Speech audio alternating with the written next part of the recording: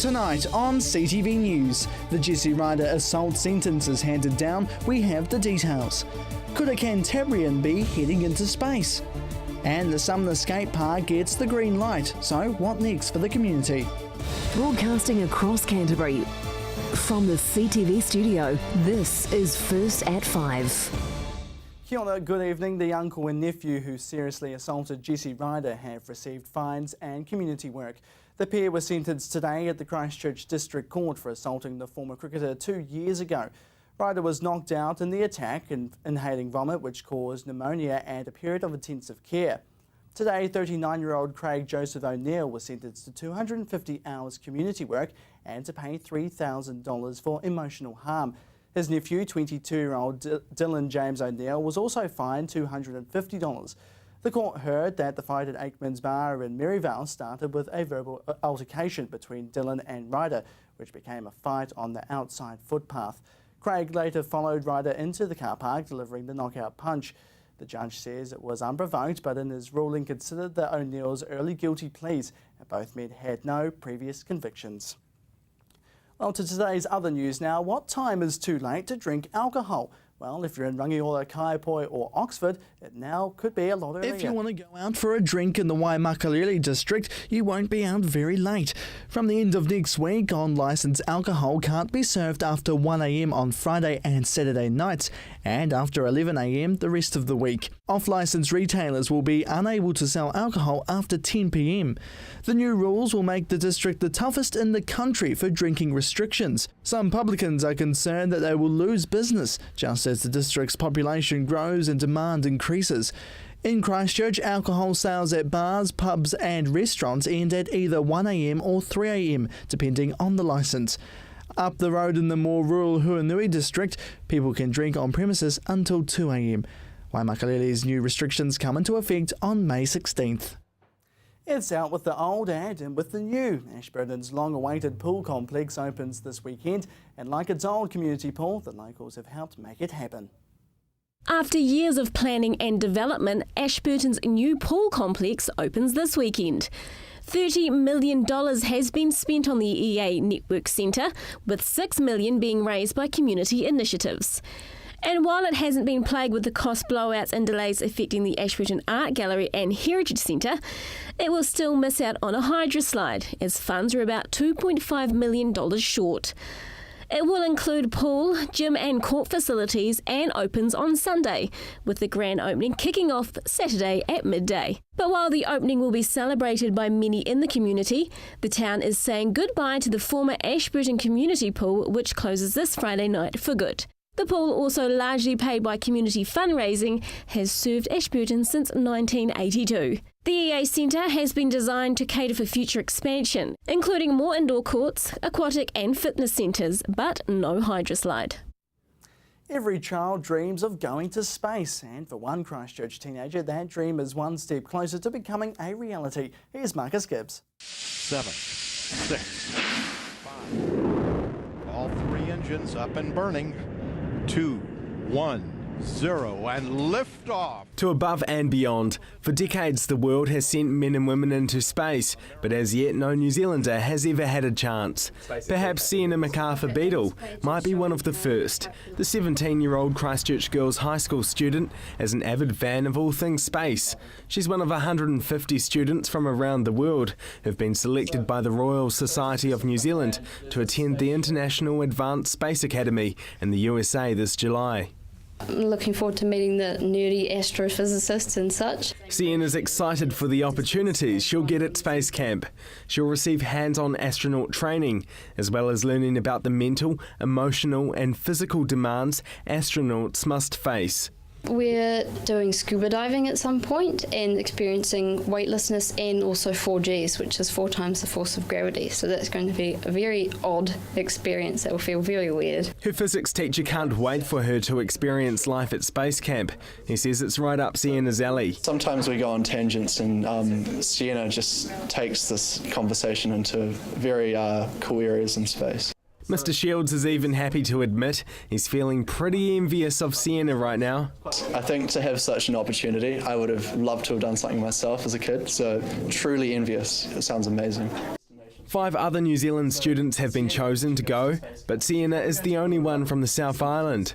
She was selected for her genuine interest in space science, and she's grateful for the chance to go. I've always been fascinated by space and space science, and so it's really nice to be hands-on in America where lots of the action happens, as opposed to New Zealand where we don't even have a space program at all. So it's just nice to be closer to it.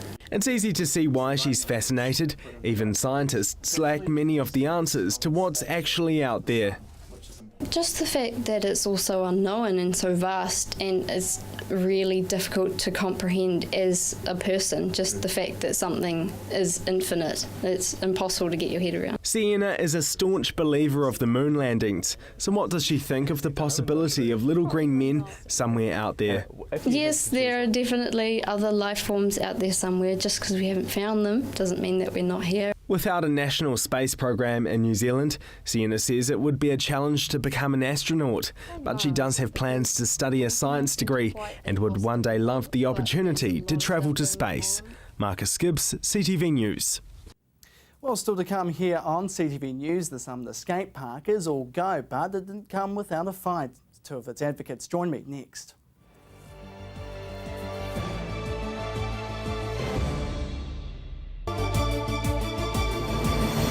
When you need to know what's happening in your region of Canterbury, join me, Chris Lynch, for CTV News First at 5, weeknights from 5, right here on your local channel, CTV.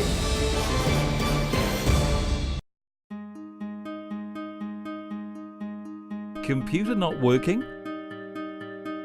Replace or repair? DIY or get a technician? Looking for parts? Thinking of upgrading? Need accessories? You've got questions, we've got answers. Global PC.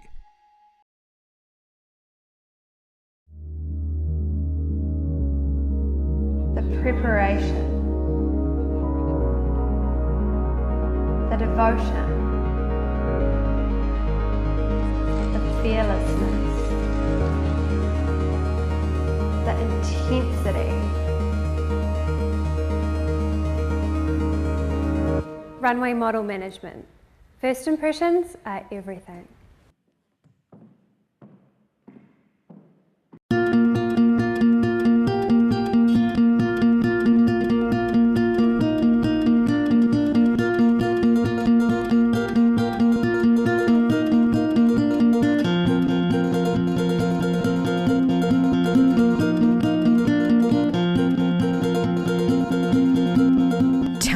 Made to measure interiors, made with care, made for you.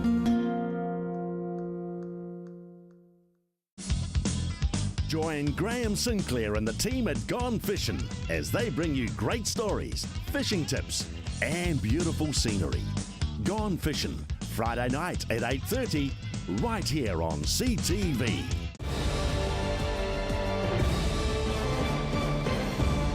And welcome back to CTV News. Well, it will be built and soon. A new skate park on the Sumner foreshore has divided local opinion for months, but a clear majority were in favour of the project going ahead at a community board meeting last night.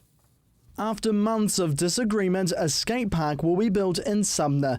More than 400 residents from the area turned down to a community board meeting last night. 2 camps wanting to have their say on the contentious skate park proposal, which has divided local opinion. After a 5-hour community board debate, councillors voted 6-2 for the park to go ahead. Levi's will now apply for resource consent to build the $180,000 park on the beachfront esplanade. 84% of submissions received by the Christchurch City Council were in favour of the park. However, a number of vocal neighbours, some who live a considerable distance from the park's location, opposed the idea. While some were concerned that the park would be an eyesore and noisy in a traditionally relaxed part of Sumner, others said there would be better locations for it. Local skaters have wanted a park for some time and would have waited much longer until the council could fund one. Levi say it will hopefully start building the park soon. So the park will be built, and with me now is Brooke Agnew from the Shoreline Youth Trust and skater Jordan Sparrow. Welcome to you both. Thank you so much for coming in. Really do appreciate it. Let's just start with Reaction from last night. Big night for you guys last night with the community board meeting. Yeah. What was it like? It was pretty full on for most of it. There was obviously two strong sides, one opposing and the other for it. And you had 20 deputations last night, so we heard lots of different sides and opinions, and yeah, the result was awesome in the end, exactly what we wanted to happen, and it's great. Yeah, the big turnout too. There was about 400 people, wasn't there, last night? Yeah, the school hall was packed out. Yeah, were you surprised by that there was that many people? I wasn't surprised because the community has really been rallying this for the last couple of months. So, and by 1,000 people that that wrote in already, I wasn't that surprised that that many people turned up. Yeah, absolutely. Let's just talk about the Shoreline Youth Trust and what you guys actually do. Do you want to just give me a bit of a rundown what actually you guys do out in Sumner? Yeah, Shoreline Youth Trust came out of a need for the young people in Sumner to have somewhere to go, as it is so isolated. And it's been around for 15 years now. And so we run lots of things out of it. We run a holiday program, we work with the local schools, and we run after school groups as well. And on Friday nights we put on big events. Like this week we've got a UV disco happening. Fantastic, yeah. All good stuff. So everything that would attract youth, obviously, and of course this is where I guess the skate park issue comes into it, doesn't it? So why have you guys, obviously, let's talk about the support you guys have given. Why have you supported it so much? We have supported it because in the local area it is very secluded from the rest of the city, and obviously we exist because of that need for young people to have something to do. In the community there are lots and lots of cafes and restaurants for older people to go to, but in the community there isn't actually much for young people to do. So the skate park is another place that young people can hang out, and there's such a skate community out in Sumner that the skate park will be busy every day. Absolutely. Yeah. I just want to talk about that as well. You just said before that, yeah, it caters for a lot of older people, but then when it comes to youth, there's not much division. Do you think that's like that throughout the city, just the city as a whole as well? I think for the city as a whole, yes, there is a lack of facilities like that, and that is probably due to the earthquake with the likes of QE2 and stuff like that closing down. But within like other areas, there's malls that young people can go to. They've got sports centres where they can go to. But in Sumner, there's the closest ones are in Linwood for that. So it is a long way for young people to go. And when they're 11, 12 years old, they can't just jump on a bus on their own and go to town. Yeah, it's not an easy thing just to go when you feel like it. But that's where I guess the Sumner skate park comes into it all. Yeah. Why do you think it's important to have it? Why is it important to have a skate park? Of all things for youth, why a skate park? Why do you think it's important? Oh, I think it'd be great because we can kind of take the little kids down, teach them how to skate, give them a feel of kind of the good vibes that we get down there. Absolutely. How long have you been skating for? About a year and a half. Yeah, so you're quite into it as well. And then since obviously the skate park hasn't been there, but where have you normally gone to go skating usually? Regularly, I just get on the bus with my mates and go into Morehouse Ave to Washington Skate Park. Absolutely. Do you think there is a problem with having a skate park in Sumner? Do you think that there shouldn't be one? Like, why do you think that people have this opinion on it that there shouldn't be one? I think that they probably don't want it because they're afraid that sort of it might bring the wrong people into Sumner and sort of it might cause trouble, but I don't think that's the case. Absolutely. I want to talk about that with you too, Brooke, as well. Very much a stereotype, isn't there, with young people, especially with skaters as well. I guess it's probably an old kind of, would you say it's changed over time, the sort of, I guess, view on skaters. Do you think that's changed, the behaviour's changed? Yeah, absolutely. Skaters are known for tagging and for crime and drinking, things like that, and we have actually got a skate ramp in Sumner that has been kindly donated by Cheapskates, and that has been really, really popular over the last 3 years. It is only temporary. It isn't a site that's going to be used for a community centre, but in the whole 3 years it's been there, there's not been one tag. There's not been one issue with any young person down there, and there's been no drinking and issues like that, so yeah. So you would think that from the sign of that it should be all good to go ahead with the skate park, wouldn't you? Absolutely.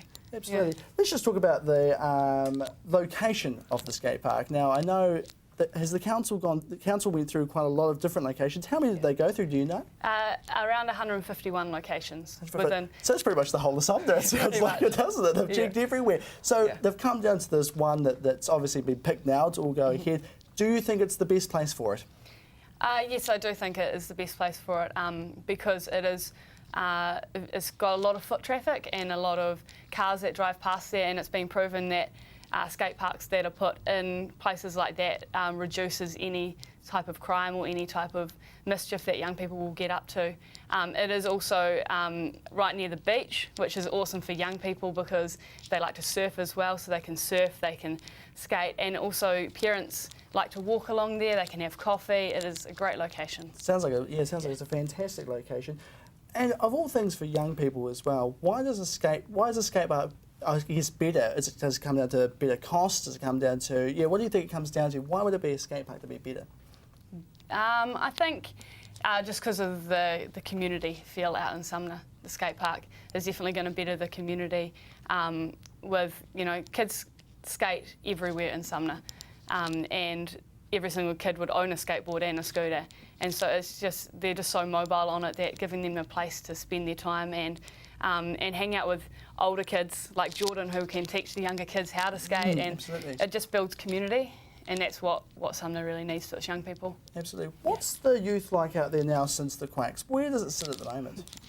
Well, there's actually 21% of the population in Sumner is under 15 years old, so there is a lot of young people out in Sumner, and from what I've seen, there has been a lot of devastation for them, and they have lost a lot out there. And so this skate park, I feel, will just give them hope again, that people actually care about them and they actually want to give them somewhere to spend their time. Absolutely. Yeah. Let's just talk about the design of the skate park at the moment. There's been one concept design, hasn't it? Do you want to give a bit of a view of what's in it? Because obviously at the moment you've only got a ramp, so it's a lot more than that, I'm guessing. So do you want to just give a bit of a rundown, of what there is?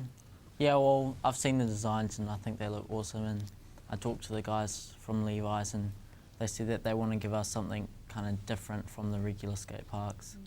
Absolutely. What kind of things are in that plan? There's like some ramps and boxes like to grind on, and it's kind of things you can carve around. And awesome. So it sounds like it's a facility that you guys can really benefit from as well.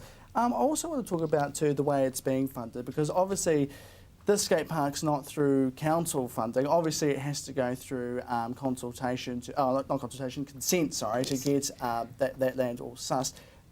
Being that it's been branded by Levi's, do you think that has any issues for the skate park? I think that some of the community were a bit worried about Levi's branding everywhere, but Levi's have been very open from the start, saying that their brand won't be anywhere on the skate park, won't be visible, and they just want to donate this to the community. So very much should be just a normal skate park like everywhere else. Yeah. What's next from here now? So we've met the decisions, go ahead, it's all green light, all go. Where to from here? I think they have to get consent to actually put the skate park there, which is next. Resource consent, which I'm not sure how long that takes. But the plan was that they want to have it in by like September. Absolutely. Yeah. But you're happy overall with the decision? Absolutely. Cool. And you are too? Yeah, of course, definitely. Well, thank you so much for you two for coming in. I really do appreciate it. That's fantastic. And that was Brooke Agnew from the Shoreline Youth Trust and skater Jordan Sparrow. Well, still to come here on CTV News, your region's weather.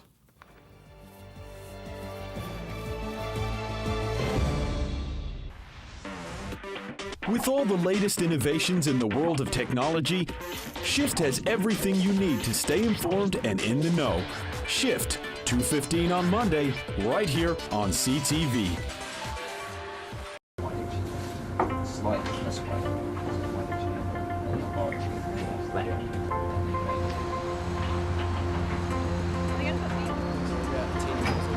Opus is recreating the heart of Canterbury. From large-scale projects to commercial buildings. Your design, your vision. Opus.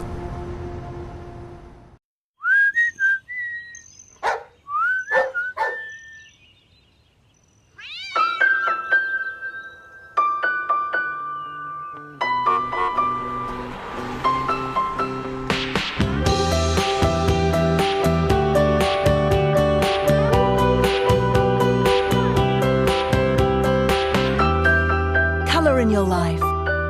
Colour Steel, the roof of New Zealand.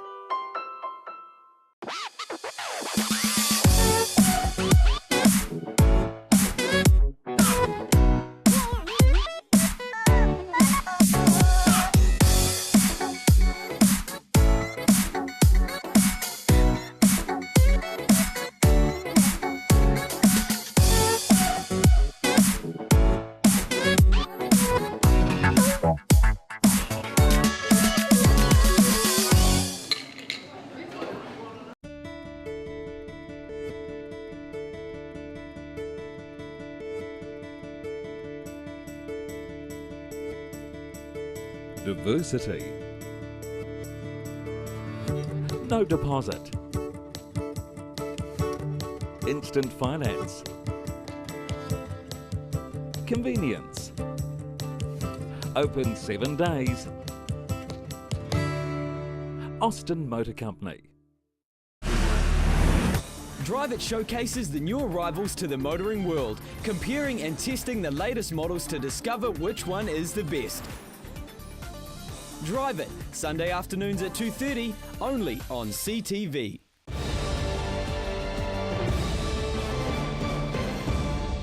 And welcome back to CTV News. It's their last guaranteed game on home soil for the Super Rugby season, with the Crusaders taking on the Queensland Reds at the end of the week.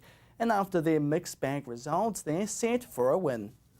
There's still a positive vibe within the Canterbury camp, with the team taking on a Red of a different kind.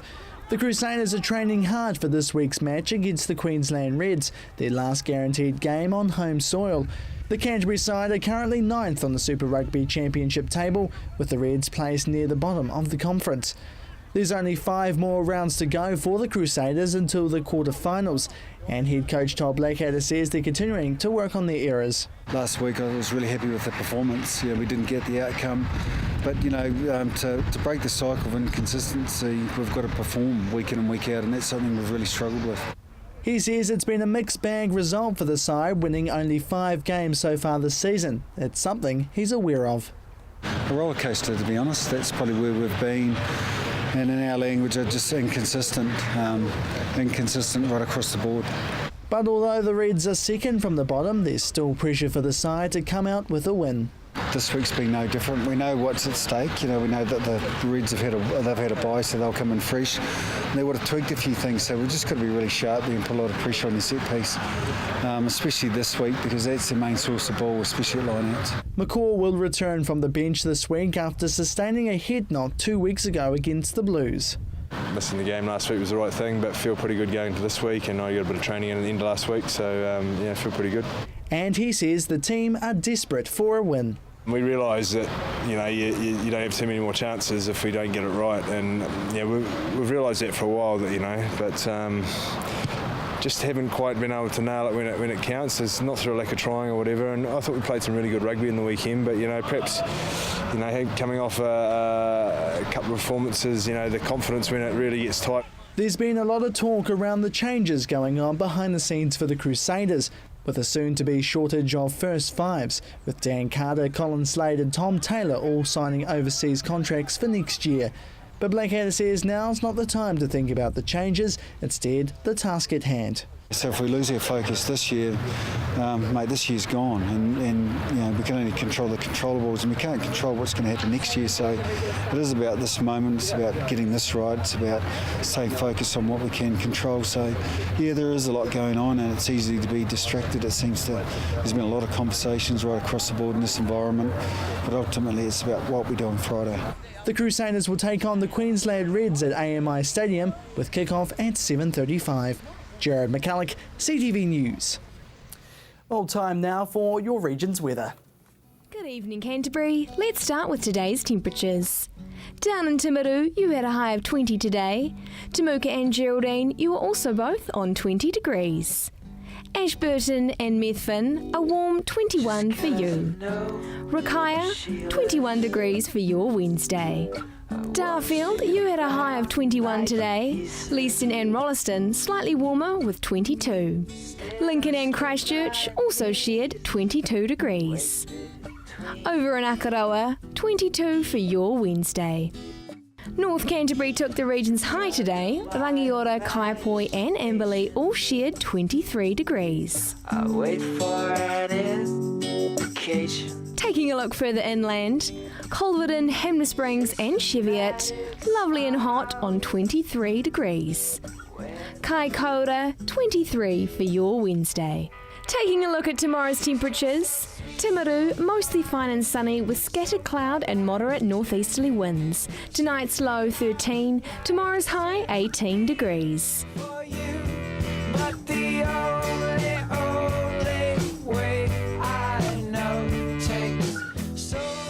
Ashburton, a fine day with scattered cloud and light easterly winds for mid-Canterbury.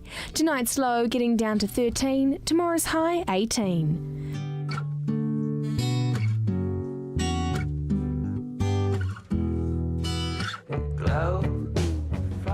Now to the Garden City, some cloud at times but mostly fine and sunny with the usual northeasterlies. Tonight's low 13, tomorrow's high 18.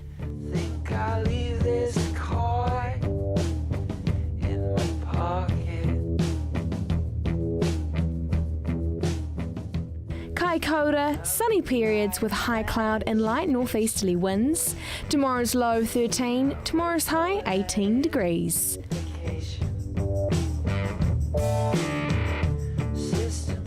And in other areas around the region, expect a mild day with some cloud. Temuka and Geraldine, fine with a high of 18. Methven and Rakaya, you can also expect 18.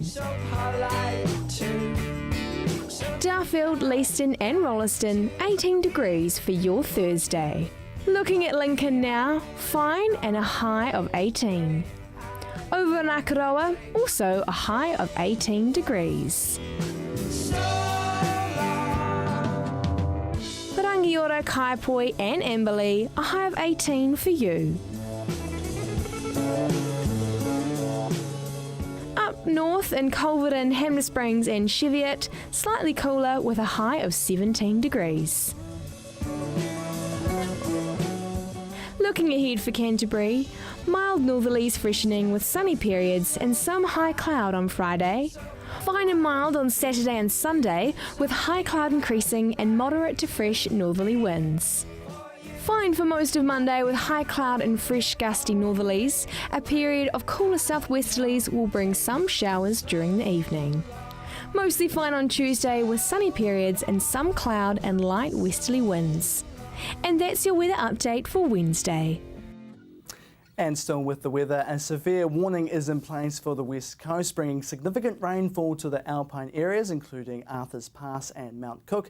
The northwest rain isn't expected to make it to the plains, but anyone driving to the coast is advised to be cautious. Well, before we go tonight, a reminder that May is New Zealand Music Month.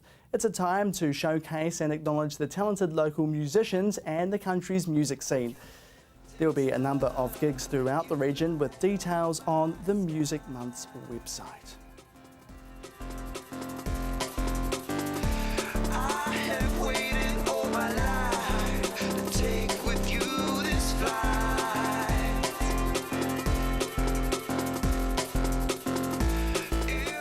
Fantastic, but for now, that is CTV News for Wednesday. Thanks so much for joining us. I'm Jared McCulloch. Good evening.